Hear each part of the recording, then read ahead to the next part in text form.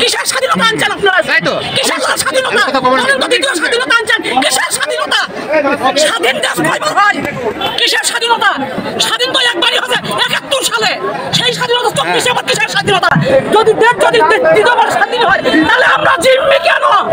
কেন আজকে আমরা জিম্মি? সবার কাছে কেন জিম্মি? পুলিশ প্রশাসন কেন জিম্মি? সেনা প্রধান কেন জিম্মি? রাষ্ট্রপ্রধান কেন জিম্মি? বন্যার সাধারণ নাগরিক কেন জিম্মি? কিসের দেশ আপনারা চালান?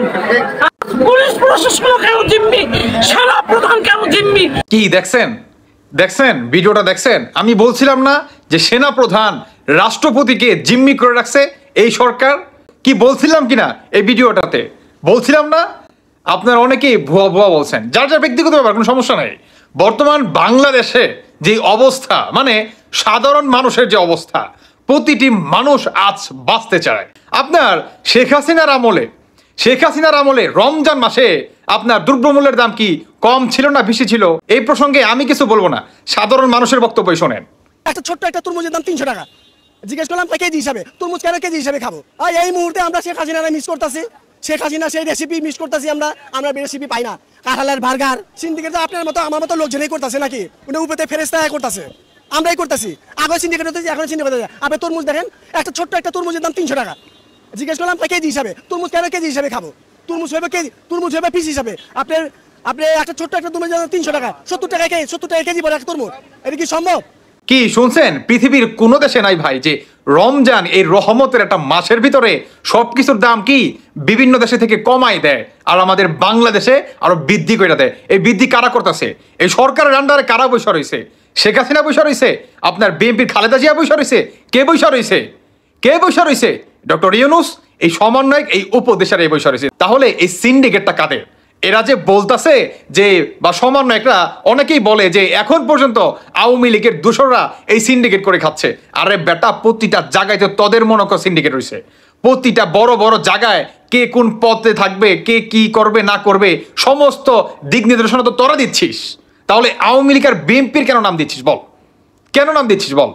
হ্যাঁ, আজকে বাংলাদেশে সাধারণ মানুষ বাঁচতে চায়। আরে ভাই, আপনারা ইলিয়াস কাঞ্চনের বক্তব্যটা শোনেন, চলচ্চিত্র জগতের, যে চলচ্চিত্র জগৎ থেকে নাকি আপনার আওয়ামী লীগে কিংবা বাংলাদেশটাকে একটা দৌলিয়া মনে করেন বানায় হয়েছে। দেখেন, শোনেন, আপনারা নিজেই শোনেন। সমন্বয়কদের জানিয়ে দেন, যারা রাষ্ট্র পরিচালনা করছেন তাদেরকে জানিয়ে দেন যে তারা যেন আজকের দিনের পরে যেন আর এইভাবে আওয়ামী লীগের দোষরের বিচার করতে হয়, আগে হাসনাত এবং সার্জিসের বিচার করে নিরপেক্ষতা প্রমাণ করতে হবে। কি শুনলেন? তো শুনলেন? যদি শেখ হাসিনার কিংবা আওয়ামী লীগের নেতাকর্মীদের যদি বিচার করতে হয়, সবার আগে বিচারের আওতায় আনতে হবে এই হাসনাত সার্জিসদের। তিনি কি গু খায়? তিনি কি ভাত খায় না? তার মাথায় কি বুদ্ধি নেই? তাকে কি পাশে থেকে কেউ শিখিয়ে দিচ্ছে? তিনি কি শিখানো কোনো কথা মিডিয়ার সামনে প্রকাশ করতেছে? তার কি কোনো ঠাকা লাগছে? তিনি হচ্ছে সাধারণ জনগণ। তারা কি বোঝে না? তারা কি বোঝে না যে কাদের মাধ্যমে কি হচ্ছে? আরে ভাই, বাংলাদেশের মানুষ এই সমন্বয়কদের মাথায় তুলে নাচত যদি তারা এই বৈষম্য নামে, যদি তারা এই বৈষম্যটা আপনার সঠিকভাবে ধরে রাখতে পারতো এবং সাধারণ মানুষের ভিতরে যদি শান্তি ফিরায় আনতে পারতো। পারছে? পারে নাই। তারা সরকার গঠিত করতেছে, তাদের এখন লোভ লালসতা মনে করেন বেড়েই চলছে। এক একজনের মনে করেন ব্যাংক ব্যালেন্স একটা বার চেক করে আসেন। আগে তারা মনে করেন থাকতো, ম্যাচে থাকতো, ডিম দা ভাত খাইতো, আর এখন মার্সিডিসে মনে করেন ঘোরাফেরা করে। বোঝেন নাই এদের মনে করেন কত বড় হয়ে গেছে গা?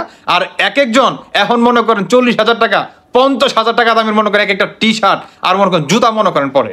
বুঝতেছেন এরা কি পরিমাণ লুটপাট করছে? আমি আসলে বেশি কিছু বলতে চাই না, শুধু একটা জিনিসই দেখলাম যে এই বৈষম্য বিরোধী ছাত্র আন্দোলনকারীদের যে দলটা আছে, এই দলটাকে মানুষ কতটা ভালোবাসে, কিংবা এই দলটাকে মানুষ মানে কিভাবে নিচ্ছে এরা তো দল প্রকাশ করতেছে, সমস্যা নাই। এক একটা পদত্যাগ করতেছে না, দেখবেন উত্তম বদ্যম খাইবে সাধারণ মানুষের হাতে। যদি পিটনি না খাইছে তারপরে আমার কথা বললেন আপনারা। আমি আসলে আর বেশি কিছু বলতে চাই না। আমার উদ্দেশ্য ছিল যে সাধারণ মানুষ কি চায় বর্তমান, আর এই অন্তর্বর্তীকালে সরকার কি দিচ্ছে, কিংবা এরা যে সরকার গঠিত করতে চায়, নির্বাচন করতে চায়, কতটুকু আপনার সাকসেস হবে এই বিষয়টা আপনাদের মাঝে একটু তুলে ধরলাম, কিংবা সাধারণ মানুষেরও এই বিষয়টা নিয়ে না দেখা দরকার যে আপনার এই অন্তর্বর্তীকালে সরকারের বা এই অধীনে ইলেকশনটা হতে যাচ্ছে, কিংবা তাদের যে দলটা আসতে যাচ্ছে, কিছু কিছু মানুষ মাথায় তুলে নাচতেছে যে ফাটায় হালাইবো, মাইরা হালাইবো, এটা করবো সেটা করবো, বাংলাদেশকে উদ্ধার করে ফেলাইবো। তাদের উদ্দেশ্যে এই ভিডিওটা আমার মনে হয় যথেষ্ট হয়ে যাবে। যাই হোক, আমার যে মূল উদ্দেশ্য ছিল যে বাংলাদেশের মানুষ দেখুক যে আজ বাংলাদেশটাকে কোথায় নিয়ে যাচ্ছে এই সমন্বয়কারীরা। শুধু আমি একা বলি না, বাংলাদেশের প্রতিটি জনগণের মুখের কথা আজ একই কথা। যাই হোক, দর্শক বন্ধুরা, বাকিটা আপনাদের ব্যক্তিগত মতামত অবশ্যই জানিয়ে যাবেন। ধন্যবাদ সবাইকে। আল্লাহ হাফেজ, আসসালামু আলাইকুম।